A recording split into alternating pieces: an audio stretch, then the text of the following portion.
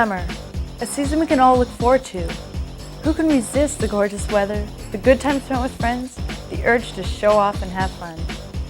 But sometimes, our desire to have fun can leave us careless and open to danger.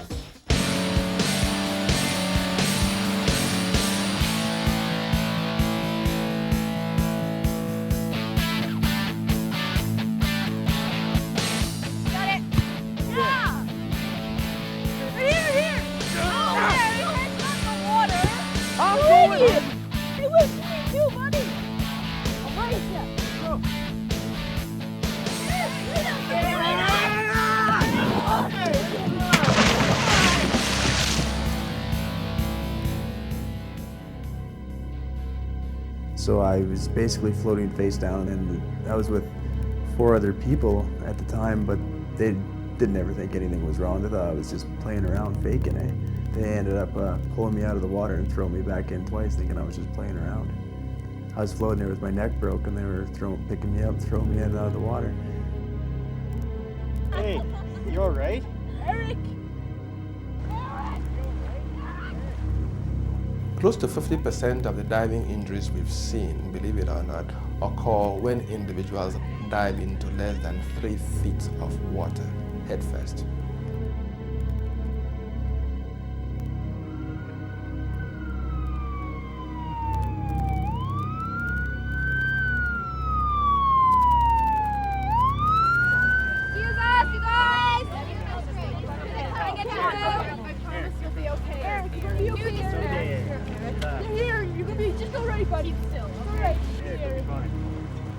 Hi, how you feeling?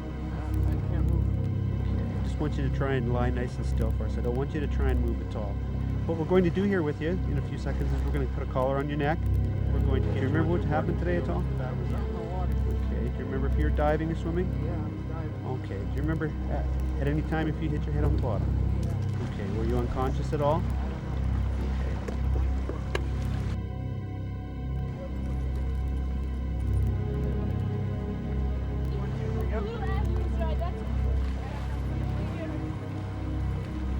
Even though my spinal cord was never severed, it was just pinched.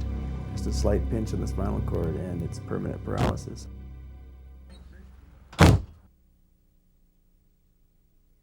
Every year, 40,000 Canadians suffer from permanent brain and spinal cord injuries. 40,000! That's the population of a small city. 1/3 of these are young people between the ages of 14 and 25, twice as many males as females. Some friends and I one day, decided to, take the day off from school, decided to go out and have a few beers at a football game. After that, after the game was over, we decided to hop in a vehicle and drive. If I was able to do it over again, I wouldn't have drove that night. It would have been so easy to find a designated driver in order to drive us, but it was a split-second decision, and therefore I'm paying for it for the rest of my life, I guess. So.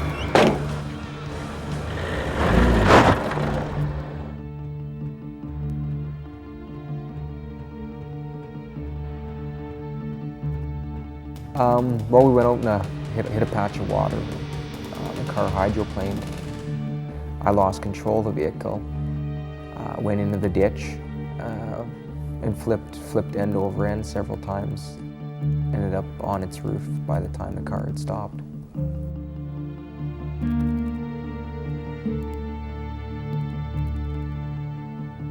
I don't know whether it was just the vertebrae shifted or what, but it severed my spinal cord at the C6-7 level, which left me paralyzed from the chest down.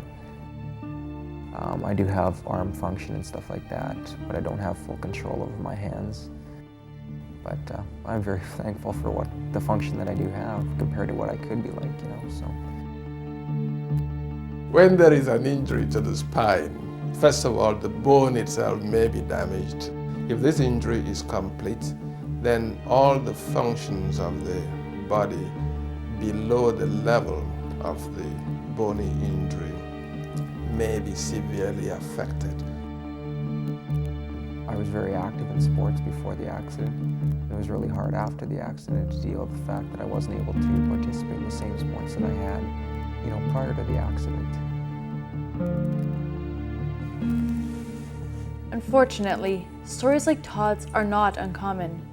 Bad decisions and careless mistakes often cannot be corrected. Hard work, determination, and a strong will help a person to go on and overcome their adversity. Todd is one of the lucky ones.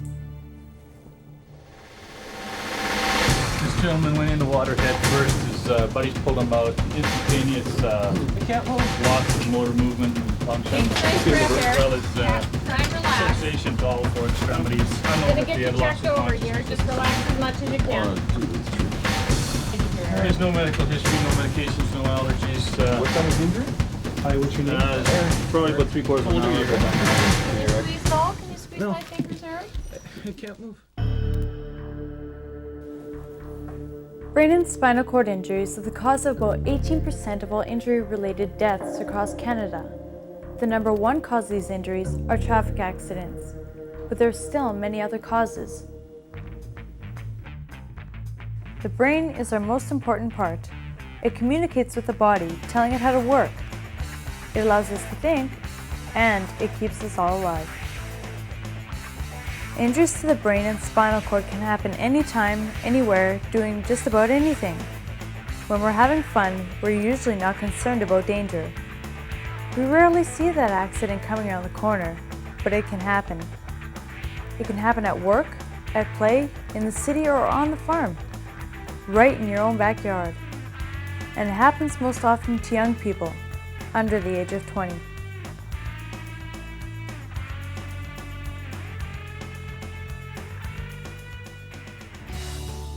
Severe brain injuries can cause widespread and varied physical disability, ranging from paralysis of all four limbs, inability to speak, changes in visual ability, loss of smell and taste, difficulty with balance, dizziness, etc. They commonly complain of fatigue.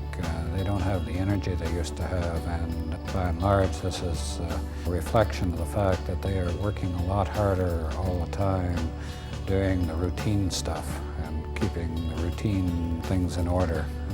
Whatever the circumstances, however it happens, it's safe to say that most injuries can be prevented. You're doing a bunch of stuff to here. Eric, are you having any trouble with your breathing? No. Are you having any pain anywhere? No. No? Okay, we're just going to do a few basic things. Get some blood and an x-ray and stuff. Take some big breaths in and out through your mouth. Good.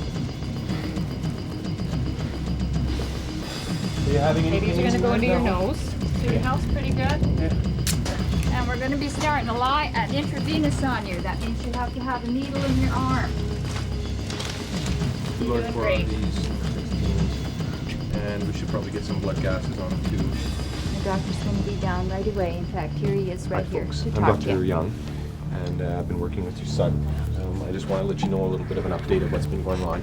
Okay, he's had a very serious diving injury. He is conscious and he's speaking with us. He's had a spinal injury, okay, and we don't know at this point what kind of outcome he's going to have. We're very concerned at this point. He does not seem to have feeling in his arms and legs, and we have no idea at this point whether it's going to be permanent or whether he will need to be admitted to hospital, and he's going to be looked after by a neurosurgeon. We need to run a bunch of tests right now. This boy's parents have just been told that their son has sustained an injury to the cervical spine and cervical cord. The damage is permanent. Their son will have no motor or sensory function below the level of injury. In other words, he will never walk, run, or jump again.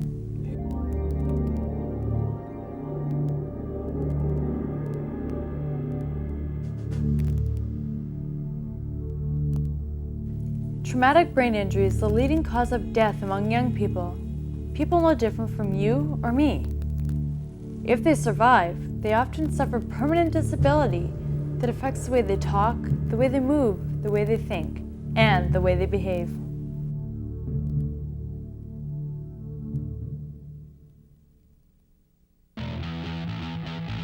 A group of friends head out into the country for a ride on the snowmobiles. Everyone is there to have fun. There are no worries, no concerns. They do this all the time, and this day is no different from any other. No different except for one poor decision: alcohol. When one of the riders stops up ahead of the group, impaired judgment prevents one of his friends approaching from behind from seeing him. They collide. The result is one tragic death and one completely altered life.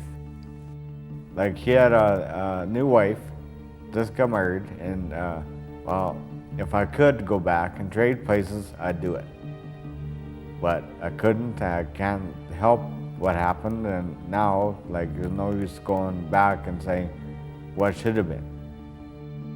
And the big area that really impacts on a person's ability to return to the community after brain injury is the effect that the injury has on their intellectual function, emotional control, behavior in general.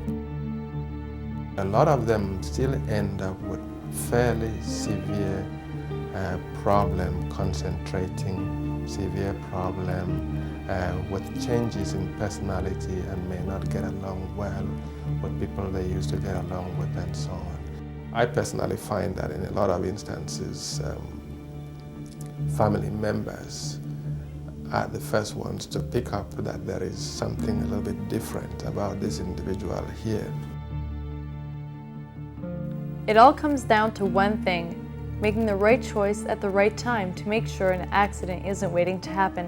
That goes for adults too, especially adults on the job. Work-related accidents account for a large percentage of head and spinal cord injuries. In rural areas, it's not surprising that most of these accidents happen on the farm. It was a May morning in spring. We were probably feeding the last bales that we would have to feed that spring, and was going through a pen where it was quite muddy, and as he drove through a low spot, the tractor got hung up. He tripped a lever to bring the bucket up a bit so that the bale wouldn't drive into the ground, and without us noticing, it stayed on, and the lever kept raising the bale up. And at the same moment, a cow tried to run out the gate past him, so I ran to block her. He was watching that, and we both looked, and the bale was pretty high, and it came up, which put the bale straight above him, and it just fell right on him. And then he tried to dive in under the steering wheel, and he didn't make it. He was still on the seat, and his back broke right in the middle, and the bale fell off where I had been standing. It was just like 3 seconds and about 4 things that went wrong, and they all had to happen in the right sequence for the accident to happen, but it did. They said there was significant damage, and they said my chances of walking weren't very good. Then my mom came to the school, and she talked to us, explained what happened, and what was going to happen, and it was really hard too at school to be that upset. It's still hard for me to watch Joe walk across the yard and not be able to do it with smooth, fluid motion like he should be able to. Like he will always walk with a limp and need canes. I often think those few seconds changed our whole lives forever.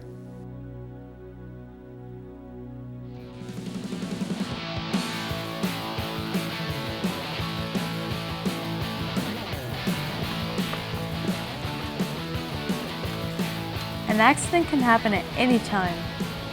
Even a quick trip on a bike can be dangerous if you choose not to be careful. Several years ago, Jason Novak made a routine ride to the store on his bike. He soon found out what a moment's break in concentration and no helmet can cause.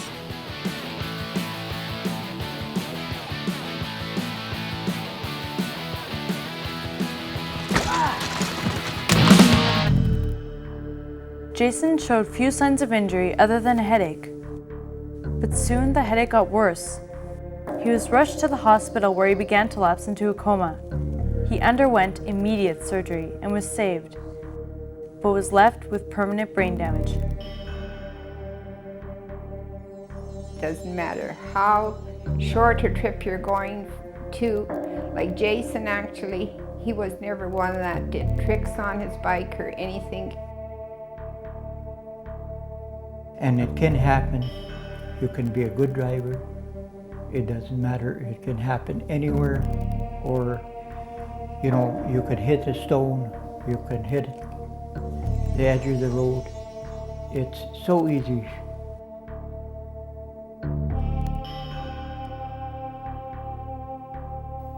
Every year, thousands of young people are injured due to bike-related accidents. Some die.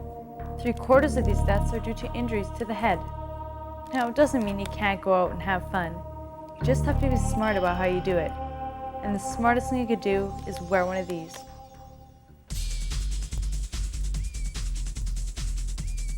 The risk of head injury can be reduced by 85% just by wearing a helmet, and not just when you're riding your bike. It's that ounce of prevention against the damage that too often cannot be cured.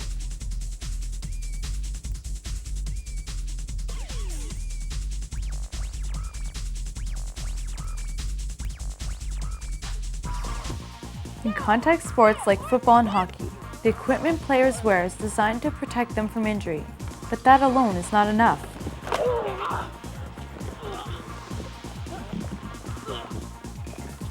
Before the introduction of helmets and face masks, head injuries accounted for almost half of all hockey injuries. But even with the use of helmets, that number has only been reduced to 1/4. Two of the major injuries that occur in hockey are head and spinal injuries, and of course they coincide with each other. Your teammates should be telling you who's behind you, who's beside you, who's around you. This way, if you are noticing that you're getting close to the boards, watch that your back isn't to somebody, because if they go and check you, you're likely going to be going into the boards head first. You have to be aware of the potential dangers out on the ice. And certain things in the world of hockey, for instance, is teaching the players how to take a check, how to give a check to reduce injury, but you can't eliminate it 100%. This could be almost any hockey game in Canada. A crowd of parents cheer as the excitement rises. But many young players today feel that they're encouraged to play hard by friends, teammates, even coaches and parents. Sometimes the rink is less of a place to go out and have fun, and more of a place to vent their frustrations. When you're playing hockey, or any sport for that matter, you need to know the risks. Using a helmet is not enough. You also need to use what's inside the helmet. Unfortunately, we seem to have that mentality now that, you got to get the upper hand, and to get the upper hand, you have to wound your opponent. Well, I don't agree with that. But the problem that you have is winning becomes everything. And then what you get is that you get the players that aren't as skilled finding reasons to slow down the players that are skilled. Well, the rules are there, but they're not being enforced. What happens frequently with contact sports is that an individual may have a minor concussion, gets knocked out for a few seconds, gets up, perhaps continues with the play, and doesn't really realize that there's anything serious happening. However, if there are repeated incidents of this happening, then it has an additive effect whereby in time this individual starts having more and more problem with memory. Unfortunately, the older the player gets, it seems that they choose to wear flimsy and improper equipment, which can be a great disadvantage for the player. Part of the problem with teaching teenagers is they do think they're invincible, in life, in general, and in the sports arena. And so feeling invincible, they will do things that otherwise were not common sense or very well thought out, because the players don't know the consequences of the risk that they're taking.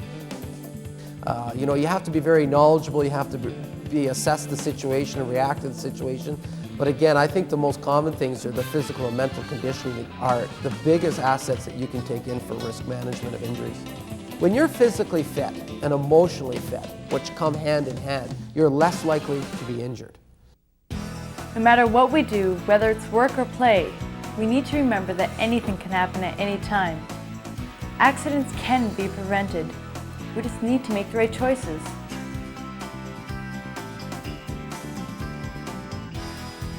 You can play the game with speed, aggression, finesse, intelligence, and you can do it without hurting your opponent. Always keep your head up, protect yourself.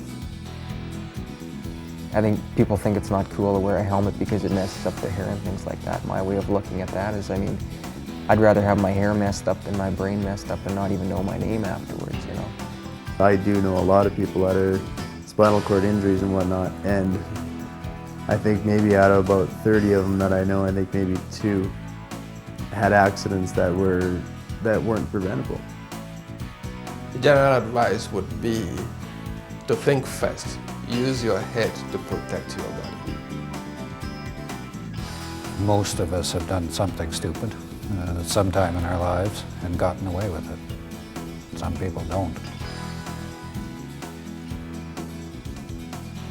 None of us can turn back the clock. We can't change what's already been done. But what we can do, starting right now, in everything we do, is think first.